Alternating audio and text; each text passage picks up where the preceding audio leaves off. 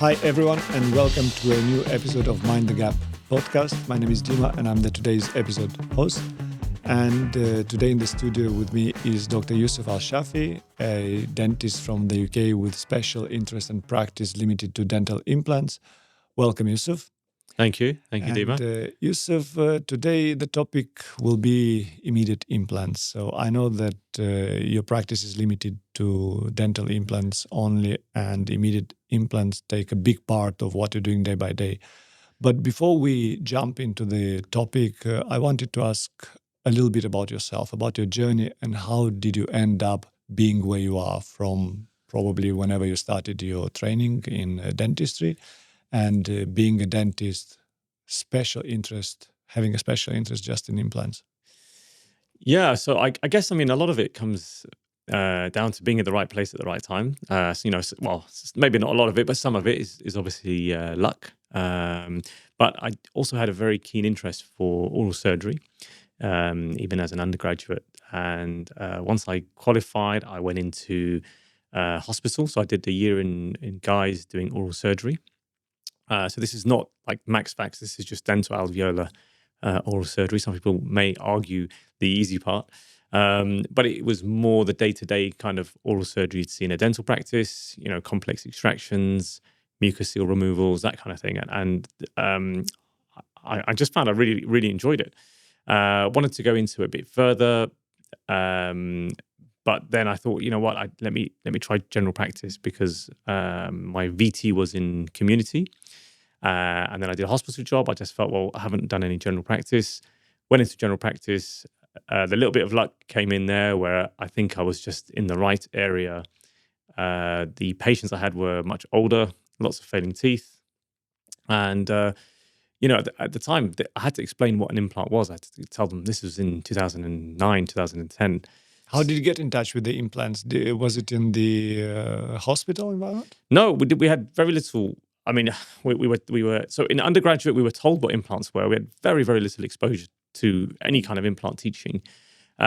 Speaking to the consultants when I was working, they were doing implants in private practice, and I had an idea what implants were, but we didn't do any implants, didn't see any implants being done. But yeah, when I started in this practice, I was referring patients for implants. And I'd say at the time, I had to explain to patients what implants were. They had zero idea. They knew about dentures, they knew about bridges. So it was very different to now. Now, people come asking for it, whereas before you had to kind of explain what it was. Sometimes they come and ask for a specific treatment. Yes, exactly. Related, Yeah. I've had somebody a couple of days ago, she said she wants, all on four with 6 implants. Those were her exact words, all on four with 6 implants. But yeah, so when I started seeing that I was referring a lot of patients, I jumped onto a course. And as I say, because I like the oral surgery aspect, I know implants is not just oral surgery, but that was the bit that I really enjoyed. I just went with it, did more cases, did more courses. That's the key as well. You can't do everything from your first kind of basic course. And then I remember the first opportunity I had as a sort of a referral implant dentist in a practice in Ealing, and I'm still there today. Where they weren't even advertising a job. I just sent my CV. It was close to home. I said, look, I want to work here. I didn't specify implants, and they said, actually, we need somebody to do our implants. So I felt like I hit the jackpot there. But also, I knew I had to learn more because when you start getting referrals, you need to know, you need to do sinus lifts, you need to do other kind of more complex treatments. So that really pushed me to, advance my skills and just learn more and more. And just over the years, things have grown. I did enjoy dentistry. I've always enjoyed general dentistry, but I enjoyed this more. So it was a bit of a difficult decision, but probably about 7 or 8 years ago, I stopped general practice and just work as a traveling implant dentist, basically serving sort of 4 practices 1 day a week, going to those clinics and providing their implants, but also restoring those implants in most cases. Oh, that's very interesting because a lot of people that travel different places, they leave the implants to be restored by the practice where they place them. Yeah, I think there is a bit of that. So in 2 of the practices, there are specific dentists that want to restore and always have restored. But the other dentists don't. I don't know why they don't want to get involved. And I've tried to help them with training. I run a restorative course as well, and tried to get them onto that. Some I've taken to it, some haven't. It's not that I don't enjoy restoring implants, but I think it's good to have the general dentist involved in that. Things go wrong, sometimes the restorations need repair, and when you're not there every day, it's good for someone else to be able to do that as well. Yeah, that And makes sense. yeah, and I do obviously enjoy the surgical aspect more, so I'd rather spend my time That's more amazing. on that side. So from the beginning of your journey, because I suppose you started your journey, you said that you left general practice 7 years ago. So you started probably over 10 years ago, your implant journey, I would say, no? 15 years ago. 15 years ago. Yeah. So, the topic today being immediate implants. So where was this field 15 years ago?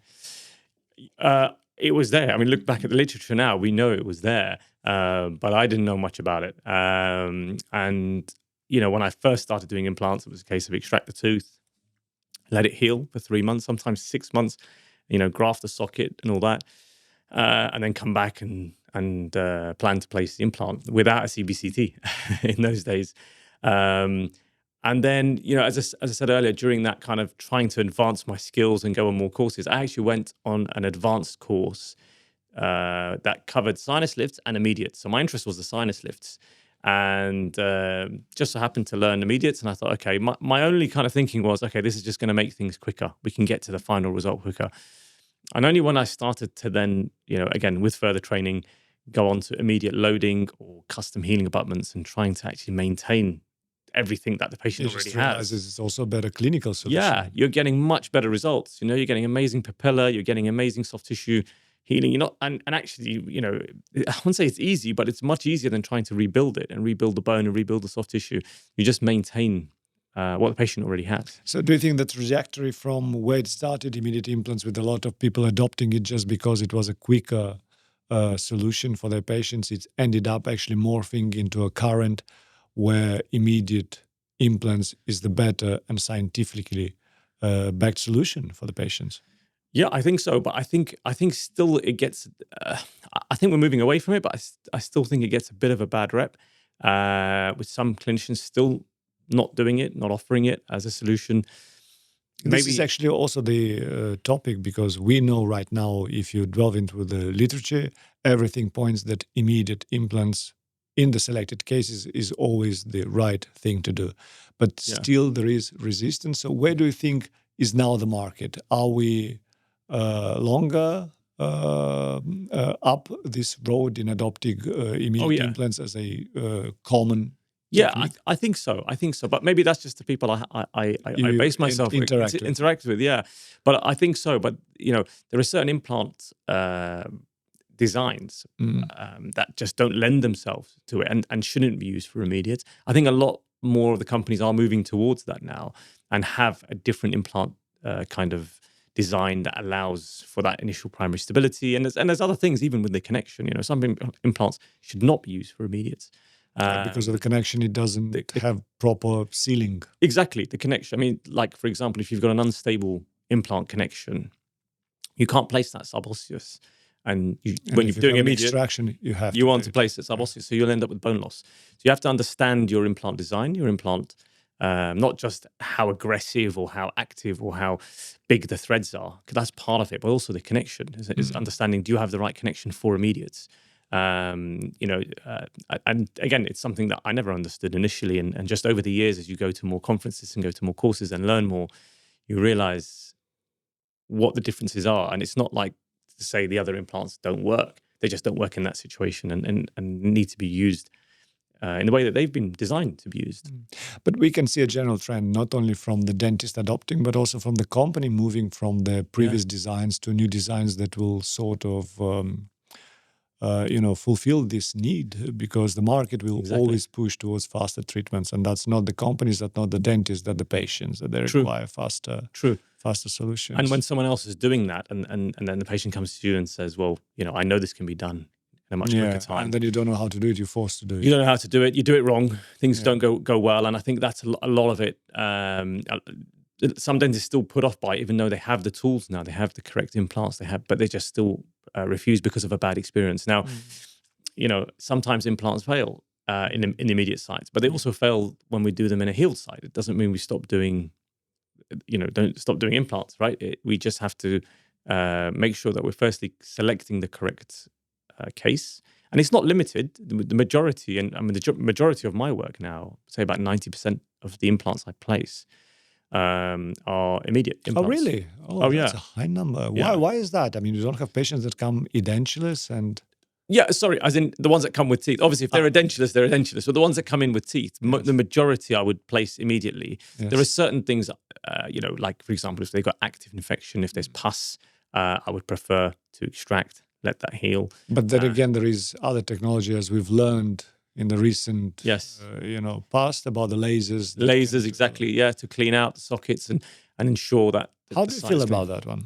I think that's had some discussion with some other lecturers, and they mentioned that they can do what they can do with lasers. It's just... Yeah, I think that's very interesting, to be honest, because actually that would solve, the majority of that other 10% that you may even plan to place an implant. You book the time, you extract the tooth, and then discover there's pus in there. Whereas if you have a laser, which I haven't actually adopted that into my practice yet. It would be difficult for you out. Because if you travel, as we know, those are quite big. So you'd have to have strong muscles to carry around all the practices that you go. Yeah, exactly. Well, I have the muscles, but it's space in the car as well. Yeah, no, I carry them like I carry a very large suitcase with all not all my tools, but all my specific kind of tools, and always prepared for any eventuality. I have a select number of instruments in each practice. I have a stock in each practice, but I always have those odd sizes that you may not be using that regularly in my suitcase. Just in case. Yeah, plus the camera, plus the loops, plus everything else. So it's a lot to carry. Yeah, so a big sort of water laser machine will be difficult to transport with me. But it is. I can see that being a massive advantage to cleaning out the sockets, ensuring that the area has been debrided and is cleaned well. Yeah. Yes. So, from your environment, you talk to people, you think that this is a technique that is very much well adopted within the implant dentist in the UK. But our perspective is that there is still a lot to go because a lot of people still don't use it. What do you think are the areas in this people need to focus in order to adopt immediate placement and eventually immediate loading in the practice? Where they should start? They should start it with learning or...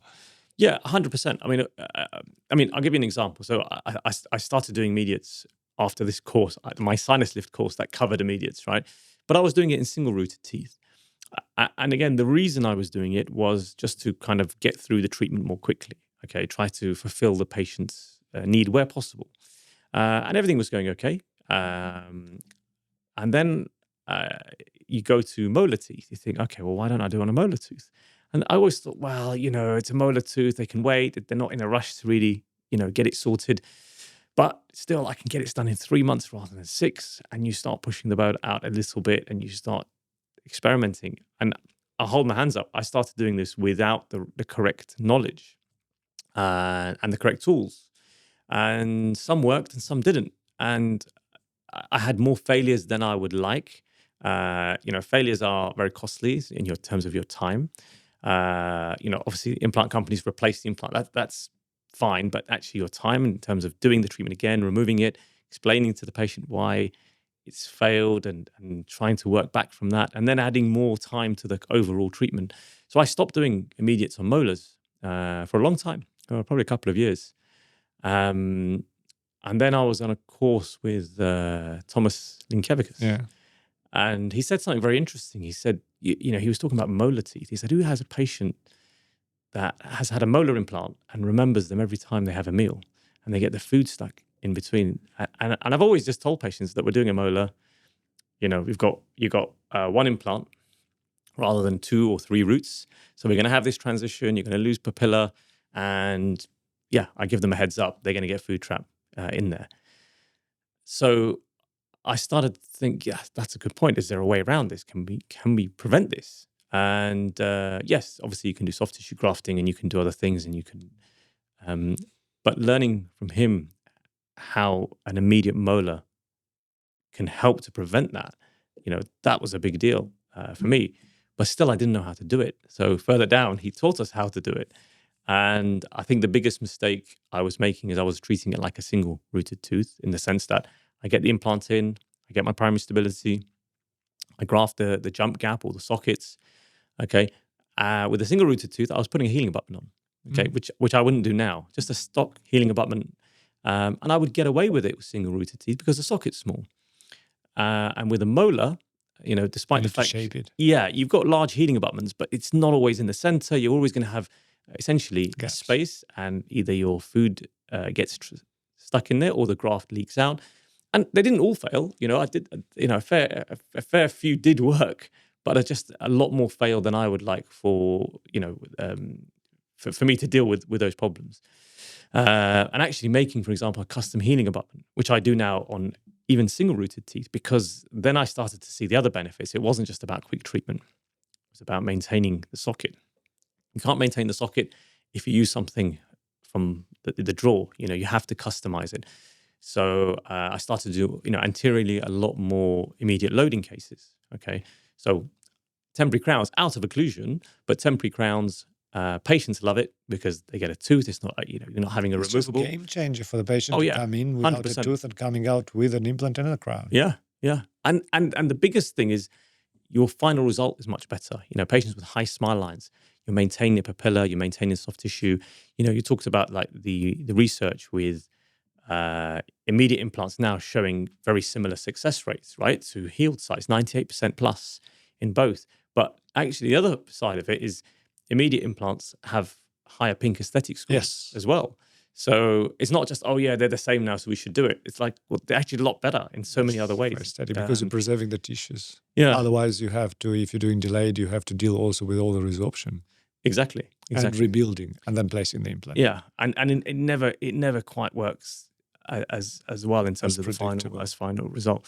So there should be a larger move towards it, but you need to have the right skill set to do it. It's not a difficult thing to do. You just need to know what you're doing. Okay, like I didn't know what I was doing, and then I learnt, and then now I can't stop with immediate molars. It's immediate molars is a big one because it's I think extracting molars is one of the most performed procedures in the dental practice, is it not? Yeah, probably losing more with the number 6. The first molar. Yeah, comes through the age of 6. Your oral hygiene and diet is probably not very good at that age, and it's the one that gets filled and root filled the most and then extracted. And what is the most common behavior of somebody that goes to the dentist? They have been told, we're going to extract your tooth, we're going to let it heal, you're going to come in 6 months or 3 months, and we're going to place an implant to you. What happens? The patient goes home and then realizes that it's okay living without a tooth. Yeah, so a lot of times they don't come back. Yeah. And the acceptance rate of an implant for somebody that still have the tooth in place would be much higher if somebody would be able to offer them an immediate solution on the day of extraction, right? Absolutely. And it's not about, I don't want people to get the wrong impression about this. It's not about us wanting just to do the implant. It's better for the patient because they're not going to resolve it's the best bone clinical in there. solution. Yeah, they're not going to have over-eruption of the opposing, have mesial tilting of the tooth more posterior, and then lose other teeth, and then over the years come back and say, actually, I do want an implant here, and it's a much more difficult, the soft tissue, yes. Yeah, much more difficult scenario to deal with when the bone's gone, the soft tissue's gone, the other teeth have moved, then you're looking at orthodontic treatment and everything else. So overcomplicates, exactly, and especially in the molar area. So yes, immediates in the molar area is more difficult, but as difficult it is in the molar area down the line. I mean, in 6 months, where absolutely a lot of things are changing, a lot of geometries are changing. Absolutely. There is a lot. The market, the implant industry is never stopping. So, what do you think are the latest innovations that are shaping the market and are helping the dentists and the patients to offer better treatments and achieve better results? I mean, things, as you say, are improving all the time. Like I said, from implant design, when I started placing implants 15 years ago, the design of the implant just didn't lend itself, for example, to getting any primary stability. Okay, we had really good results with healed site situations. And then the designs have changed to allow for better primary stability, allow for these immediate implants to be done, full arches as well, like, all on 4, all on X. That's completely transformed full arch treatment, really, in terms of being able to offer a very simple solution, a quick solution and cheap solution to patients. But a lot of that came in with having good primary stability on the implants. And then obviously the bit that goes on top of the implant now, that the abutments. So we've had the multi-unit abutments for many years now, and these are being modified there is now. new generations and new, like exactly. One of the new products that are being launched next year, it's about skipping the metal tie base and being able to put the prosthetics directly on the abutment, which solves a lot of issues because the abutment is stronger. Exactly, yeah. So this is the I think it's called the AXA abutment, which has been designed for zirconia. So whereas a lot of clinicians are using zirconia on the kind of traditional multi-unit, and it's not been designed for that. No, kind of the neck and the shelves. They don't have the restorative height. Yeah, and you get fractures and other problems. So, things are moving in the right direction, from that perspective. So that's I know really that good. also on the regenerative front, you have been using some products that are changing your practice, like the metal membranes. That's right, yes. So Novamag, Yes. which is a resorbable metal membrane, which is Magnesium. but it's a metal, right? It's like when I heard about this, I was just like, wow. But apparently, it's been used by orthopedics for a very long time, because traditionally, if we were doing a big graft, I was doing a big graft, one of the options would be to use a titanium mesh to get the stability and the rigidity around my implant, allow the graft to work. But then you have to go back. For graft, it's important that the graft doesn't move. So you need rigidity and protection from the pressure of the gingivas. Exactly. So you need to create that space, and then you need to maintain that space and not have anything move. So something like the traditional way to do that was with the titanium meshes, and the issues with that is getting it out. You have to do another big surgery to remove it. So having something that... And the complications were quite big. Yeah, if you get exposures and those kind of things. But I think, again, that was something I had limited. I had some knowledge on it. I didn't do it completely blind, but limited knowledge on closure and primary closure, and actually understanding that better and improving and spending time suturing and doing it properly massively reduced those complications of the titanium mesh being exposed. There are ways to do it to make sure that never say never, but you're very unlikely to get exposures. But now with the magnesium, it's great because you don't even have to go back in. So you're getting all the benefits of having a solid, rigid metal membrane. For exactly the time that you need for the graft to stabilize. Exactly. And then... and even if you get exposure, it's not the same as getting exposure on a titanium or on a PTFE membrane, right? Absolutely. You just leave it there. You leave it. It's bacteriostatic. Exactly. Whereas with the titanium, that was it. Small exposure. It's no point. Just take out. There's no point waiting. Just save your time. Expose remove everything and start again. But the other interesting thing. So if we focus on immediates, actually with Novamag. When you got a fenestration or a dehiscence. So this was another reason why I previously may have aborted doing an immediate implant, is if there's a dehiscence, for example, there's a loss of buccal bone or a fenestration, and you can place your implant, you can graft, but how the graft moves. Things move, soft tissue grows in, so you may think, actually, do you know what, we'll abort, place the implant later. But now with Novamag, I think they have a smaller one called Nova Shield. It's pretty much the same thing. It's just different shape, a bit less, a bit kind of more suitable size for that defect. And you just sort of slip it in under the soft tissue, and it's metal, so it's rigid. It's going to keep the soft tissue away, and then you graft the buccal jump gap in a similar way that you would normally. And actually, that's changed. That's why I'm doing 90% now. Oh, really? It's really helped. Yeah, in those situations where there's buccal bone loss, either you're placing your implant much deeper, which is not ideal, because you have to restore it. Exactly. It certainly has changed things. And sometimes I even use it when you've got very thin buccal bone. So when you've got bundle bone, this is going to resorb whatever you do. And a lot of times I would do socket shield. So I'd maintain a sort of a thin portion of the roots, remove the rest of the tooth. You're removing like 80% of the tooth. You leave just the buccal portion of the root that maintains the periodontal ligament, which maintains the bundle bone. The blood supply and the bundle. And the blood supply, exactly.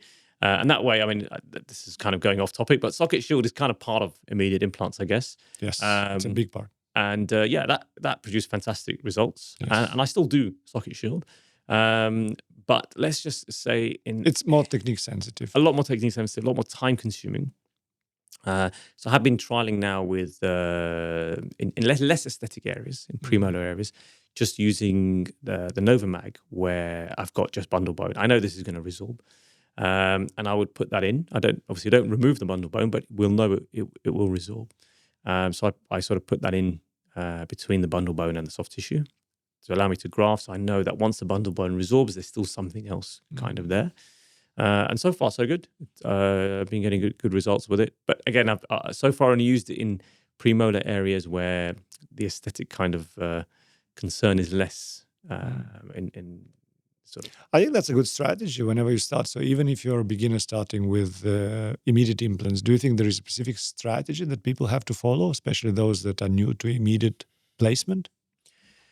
In this specific thing, or generally? No, generally. So yeah. Going back to immediate placement. So going back to immediate placement, one of the most important things is primary stability, which we should be. When we talk about primary stability, which measurements are we taking? So I would take insertion torque values. Yes, that's the main one. How about the ISQ? ISQ I do use as well. It tends to correlate, right? So if you've got a high insertion torque value, the ISQ tends to be high. So I'll be honest, I don't use it in every practice. I have an ISQ in 2 of the practices, but I don't feel limited by not having it. So what is the minimal torque that you prefer to have on an implant so that it qualifies for immediate loading, let's say, but even immediate placement? So for immediate loading, what the literature shows is 35 newtons. It depends on the literature you look at, but that's kind of one of the lowest figures I've looked at. So you'd be comfortable? Well, I would do it. I wouldn't be comfortable, but I would do it in certain situations. Depends what else is going on. Where the tooth is in the mouth, what the patient's, the bruxist, etc. Although the restoration will be taken completely out of occlusion.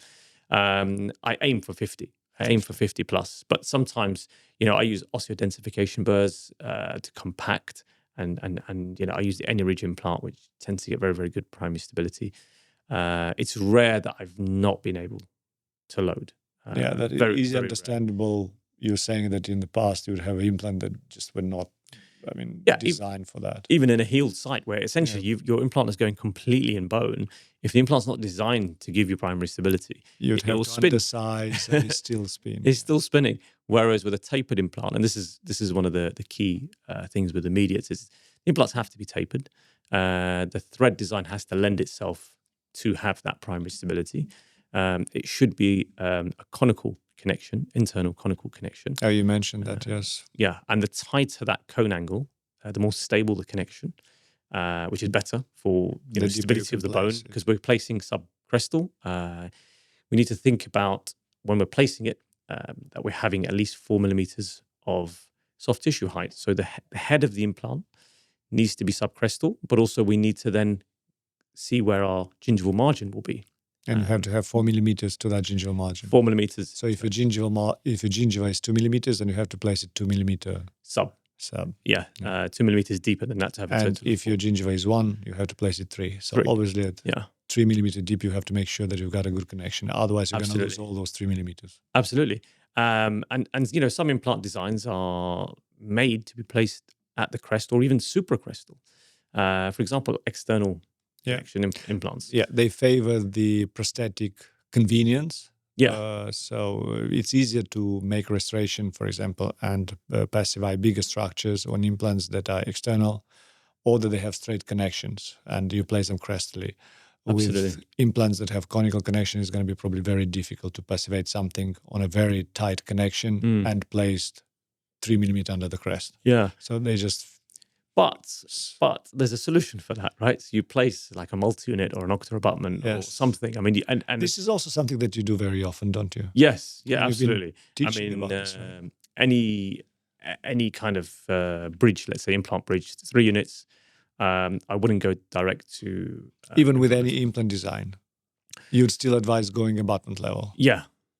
Yeah, I mean, most of the implants taking the I've tension used, out of the tissue's way. Exactly. Most of the implants I've used have all been conical connections. I've always used...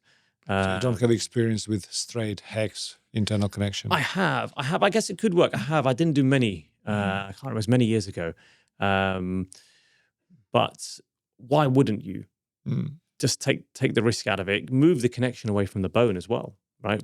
With the added abutment. Okay, yes, there's an extra cost, but it's negligible compared to what's involved risks. and the risks and trying to deal with that problem. And often see, for example, people send me X-rays to have a look at, and there's like 2 implants connected. One has got loads of bone loss, and the other one's fine. And we tell the patients, periimplantitis, you haven't been cleaning. But if they haven't been cleaning, if it's the diabetes, if it's the smoke, why is the other one? And it's probably a passivity issue. Also medicine is not an exact science, although people think it is not. Sometimes we don't understand what's going on. True, but I think there's a lot more to do with passivity than people appreciate. And I think when you're connecting implants together, there is not much research on this.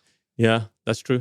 I'm saying this because I know one of our colleagues, Davide, you probably know him. Yes, yeah. So he told me that his latest passion is passivity and pressure in the mouth. So shaping the occlusal forces by the air pressure in the mouth.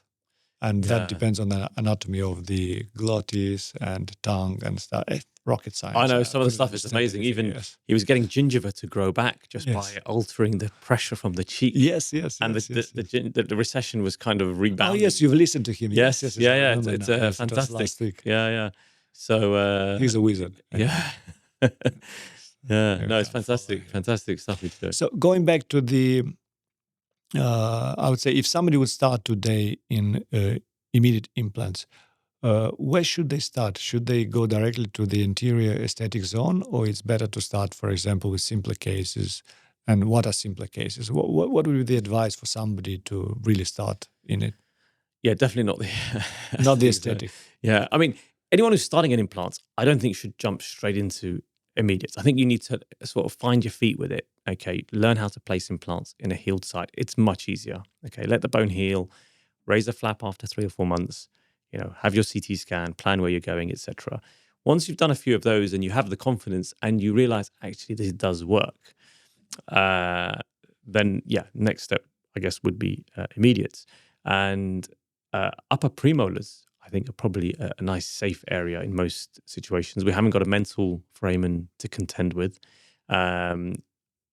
Molars are actually a bit more difficult, so I wouldn't go that far back. But with premolars, aesthetically, it's not as concerning as an anterior, as an incisor, for example. And often you find 2 roots with upper premolars fused together or separate. So your CT scan will show you that. And you take the tooth out. I always section teeth to remove, to preserve more bone, etc. And what you can, and again, I always plan everything on the CBCT software. Okay, so I always place my implant. I get you get the correct library for the implant brand you're using. Place the implant, you visualize it. Whether you go guided or not, that's a different matter. But always visualize it in the CBCT scan. And most of the time, you can get that implant to be placed pretty much in the palatal roots of the upper premolar, and it'll be in a very restoratively driven position. It'll be coming through the middle of the occlusal surface of that tooth, of the future crown. And then you'll find, especially where you've got 2 roots in the upper premolar, the implant will just slot in nicely in there. It'll be completely surrounded in bone. There isn't really even a jump gap technically, but I would still graft into the buccal socket, so we're not getting the collapse of the tissue. So that's probably one of the easiest ones to start with. It's almost a crime not to place an implant immediately in those kind of situations. But even when you've got sort of 2 fused roots, you can place it still, again, keeping a bit more palatal, grafting the jump gap buccally, and that would be a place to start. And in terms of education, do you think a person that wants to learn this, do they need to take an additional education? And if so, what that would be? Absolutely. I mean, you should always, there is things to learn. There's things to learn. Yeah, absolutely. It's very different. So most people would do talk about myself. I did a basic implant course. I was taught how to place implants. I taught the basics of implants, how to restore implants, a little bit of bone grafting. Even that I didn't fully understand. There's a lot to take in. You can't then go watch some YouTube videos and think, oh, let me do this. I think you do need to do a structured course. It doesn't have to be a year long, but there are courses out there that teach you how to do immediate implants. Some courses show you how to do it. Some courses allow you to actually do that on patients as well. Do you think we have enough education like this to see the UK dentists do more and more immediates in the future? There is enough offering, educational I don't offering? think so. So what do you think is going to be the driving force? Is it going to be the multiplying of the educational offering, or is it going to be the pressure from the patients that will drive this adoption? I think a lot of the courses are abroad. I mean, I went to Portugal when I did my first immediate course. A friend of mine, a colleague of mine, and I have set up actually an implant training academy about a year ago. And one of the first things we wanted to do, and we did actually in September, was to do an immediate course. It was a 3-day course Fantastic. in the UK. How was the uptake? Yeah, it was very good. We limited it obviously because the delegates were placing implants on his patients in his practice and my colleague's practice. So we limited it the number of people to join because obviously we need to keep an eye on what's happening. But there wasn't anything, and I don't think there still is anything like that now in the UK where you can actually learn the skills and then not just do it on a model or a pig's head, you do it on a life patient in the UK without traveling abroad. And hopefully there'll It's be the same more and model more. that is used in the hospitals. This is how Absolutely. education happens in hospitals, right? Absolutely. And I don't know what it is. I mean, yes, it's more complex immediates, but there's a lot of courses in the UK, including the one I went on in 2009, 10. It's not more complex than learning to do the implants in the first place. Yeah, I did a basic course on healed sites in the UK, supervised by my mentors. But for immediates, there isn't, or there wasn't anything like that. And hopefully there'll be more of it, and more people will be learning the correct way and be able to practice it. And then, again, same with any kind of new skill. When you go back to your practice, you'll find a case. Maybe you'll need a mentor to come in and help you and hold your hand for the first time, second time. Everyone learns at different rates. I've been to some people once or twice to mentor them on certain cases, and then they're fine. Others, I go more frequently, and everyone learns at a different rate, and that's fine until you're confident enough to tackle these cases on your own. Do you think there is any regulatory body influence in stopping or limiting this technique, or not really? I don't know, because I know the GDC set up some standards in terms of beginner courses. And if you're going to learn to do implants, you're going on a beginner course, the course has to cover X, Y, and Z. But after that, there isn't really anything that structured. The other problem is a lot of people are worried about getting sued and worried about the GDC. For example, Socket Shield. I started doing Socket Shield in 2016, 2017. I did an MSc in 2018, and then I chose that as my topic for my thesis because I was just thinking, oh, the GDC is going to probably come after me for one of the cases I've done. Let me research it properly. I did a whole thesis on it and thought, okay, now I know. And it was reaffirming, obviously, to me as well to appreciate that, yes, this does actually work. And now, sort of, I don't know, 7, 8 years later, we've got even more data on it and things. But still in the UK, probably very few people do Socket Shield because of that worry. Well, hopefully compared to there everyone is else. multiple educational institutions like yours and your colleagues that are promoting these techniques. I mean, mainly for the benefit of the patients in the end. Absolutely. But it needs to be done. It's not like one size fits all. Like immediates, even though I say I do most of my implants immediately, it's not every implant. Okay, sometimes it's just not suitable. Sometimes I don't do implants. It's nice you tell the patient, actually go have a bridge. Sometimes, right? Depends on systemic factors. Depends on the space, the angulation of the roots.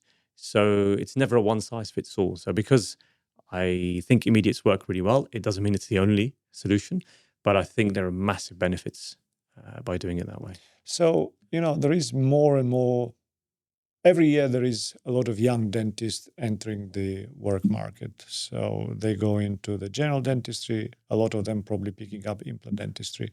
What would you recommend a young dentist that is just starting and is looking to start implant dentistry? What steps would you recommend for them to take?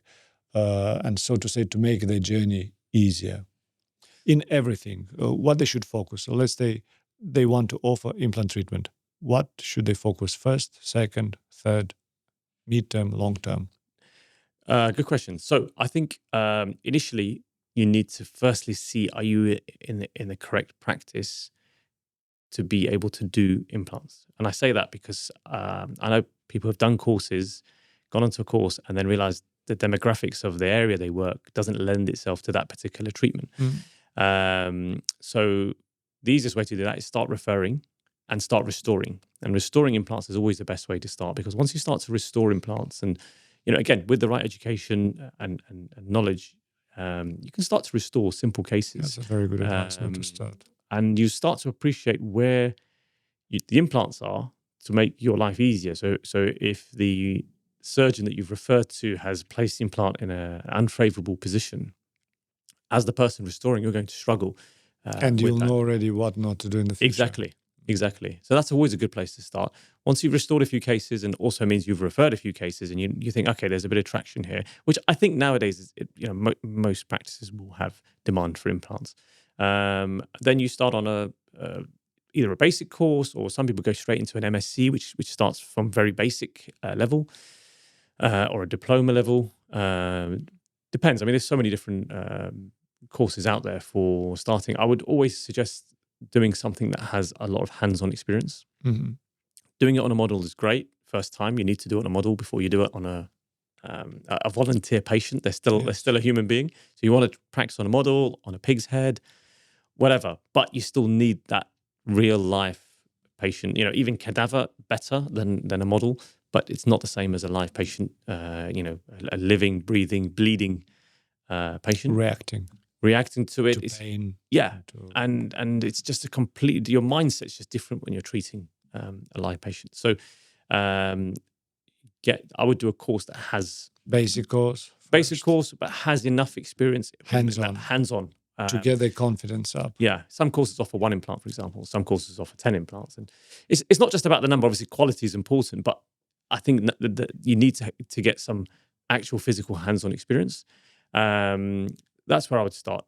Then run with that for a while. Depends on your exposure.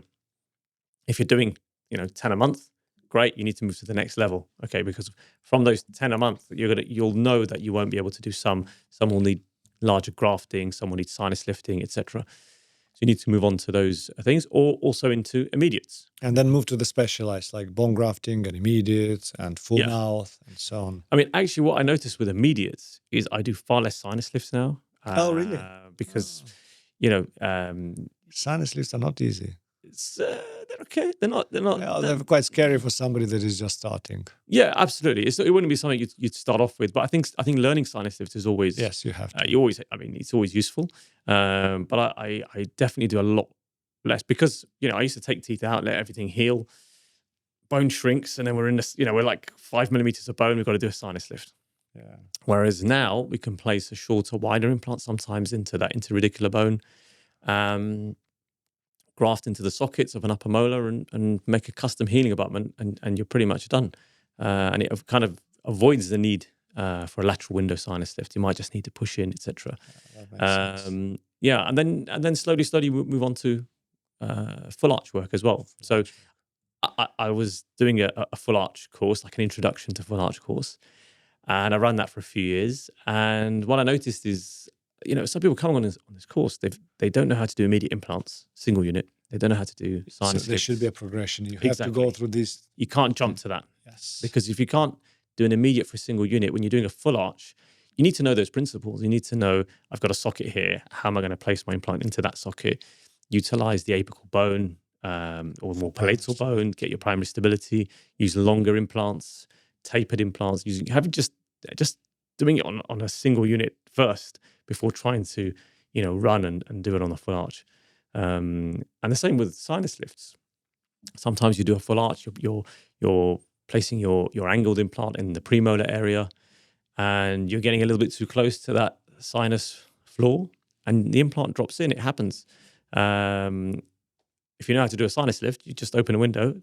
I'm talking here what's actually happened in my case. You open the window and you get the implant out, and you just go mesially and go a bit more anterior and put another one in. But if you don't know how to do a sinus lift, you're literally stuck. I mean, we're not working in hospitals. Most of us are working in a clinic on our own, and You have to have all it's your all on you. bases covered. Exactly. So now that we are close to wrapping it up, what advice would you give to your younger self that would have helped you learn quicker and make less mistakes? Oh, that's a good one. That's a very good question. I'm actually quite happy with the way things have worked out. I would say if I'd had done anything differently, maybe to reduce my general practice kind of time sooner. Even sooner. Even That's sooner, an yeah. amazing. Because I was doing a lot of implant. And do you know what actually made me stop general practice was, and I had like a regular temp nurse. So she wasn't there every day, but she was a regular temp nurse that we had. And, we finished the sinus lift and, she cleaned up and everything. She's like, okay, what have we got next? I said, we've got an amalgam upper six. She's like, what are you doing? What are you doing? Why are you still doing this? And that kind of thought sat with me for about 2 years before I then... So you're slow to decide. So your advice would be decide when it comes Decide to early, make the opportunities. I mean, I could have branched out sooner into other places and, move forward with things. So when you're confident, don't wait for the decision. It's never a better time than now. Exactly. And you can always fall back on the skills that you have. It's Fantastic. yeah. Yusuf, thank you very much. A lot of knowledge, a fountain of knowledge from you today. Thank you very much. Far too kind. And for our listeners, if you're interested in learning more about immediate implants, but also other topics in implant dentistry, please search online and research Dr. Yusuf Alshafi and his academy. There is plenty of information online. And you can get in touch with him either through his website or through the social media. He'll be happy to help and mentor. And with this said, again, it was a pleasure talking to you today, and hopefully we can do another episode in the future. Thank you very much. Thank you very much. Thank you, Dima. Thank you. Cheers.